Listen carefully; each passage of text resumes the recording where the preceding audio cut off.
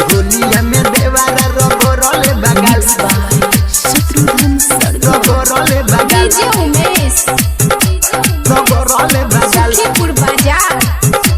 रगोरले बगाल हमारा जवानिया के नसे रे हमरे पीछे पड़ल बाटे रे हमारा जवानिया के नसे रे हमरे पीछे पड़ल बाटे रे न खाए दी के तनो हम पुआ पकावन रहे नशा में नसाइल पिए दारू खाए भांग सखी होलिया में देवरा सखी होलिया में देवरा सखी होलिया में देवरा रगोरले बगाल हमर होलिया में देवरा रगोरले बगाल हमर होलिया में देवरा रगोरले बगाल सखी होलिया में देवरा रगोरले बगाल डीजे उमेश सखी होलिया में देवरा रगोरले बगाल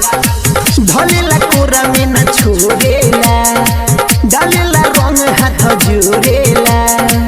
धलेला कोरा में न छोड़ेला डालेला रंग हाथ जोड़ेला भाभी भाभी कोही अगर आइल बा डालेला रंग पगलाइल बा डालेला रंग पगलाइल बा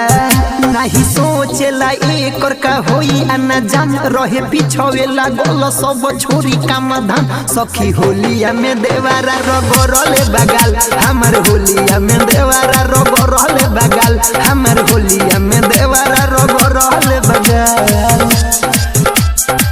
सखी होलिया में देवारा रगोरले बगाल डीजे उमेश सखी होलिया में देवारा रगोरले बगाल सर्वम जोए आजा घरवा हो गुडू से लगे बोरी डरवा हो